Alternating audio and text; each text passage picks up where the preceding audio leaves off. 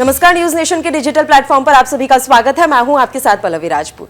लोकसभा चुनाव के नतीजे आ चुके हैं। इस बार लोकसभा चुनावों में इंडिया गठबंधन ने उम्मीद से ज्यादा सफलता हासिल की है। इंडिया ब्लॉक की सफलता का एक महत्वपूर्ण हिस्सा मुसलमानों पर निर्भर करता है। इस बार के चुनाव में मुस्लिम समुदाय ने बीजेपी के खिलाफ निर्णायक रूप से मतदान किया। इसके साथ ही पिछड़ी जातियों और दलितों के साथ गठबंधन बनाया।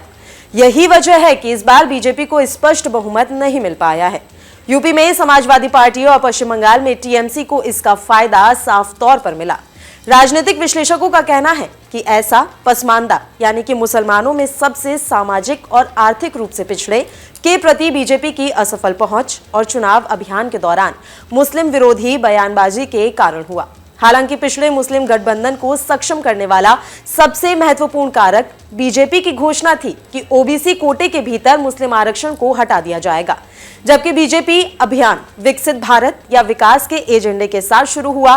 पहले चरण के तुरंत बाद नैरेटिव बिगड़ गया।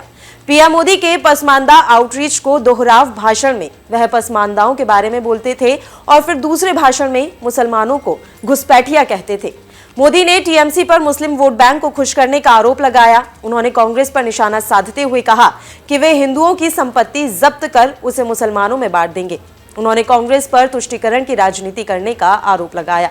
बीजेपी ने पूर्व प्रधानमंत्री मनमोहन सिंह पर यह कहने का भी आरोप लगाया कि देश के संसाधनों पर पहला अधिकार मुसलमानों का है। एक कोने में धकेल दिए जाने के बाद मुसलमानों ने जीत की संभावना को ध्यान में रखते हुए रणनीतिक रूप से वोट करना चुना। एक सर्वे के अनुसार 2019 में बीजेपी को 9% मुस्लिम वोट मिले, जो इस चुनाव में काफी कम हो गया। सेंटर फॉर पॉलिसी रिसर्च के एक पॉलिटिकल रिसर्चर असीम अली कहते हैं कि चुनाव में मुसलमानों के बीच पिछड़ी जाति के उम्मीदवारों के लिए वोटों का सहज ट्रांसफर देखा गया है।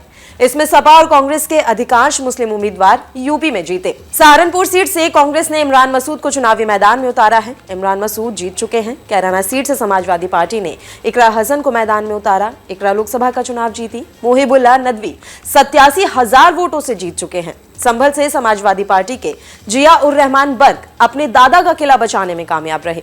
रामपुर से भी सपा को जीत मिली।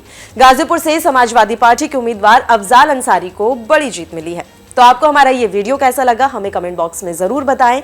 देश दुनिया की तमाम और यूपी उत्तराखंड की हर छोटी बड़ी खबरों के लिए न्यूज स्टेट चैनल को सब्सक्राइब करना ना भूलें।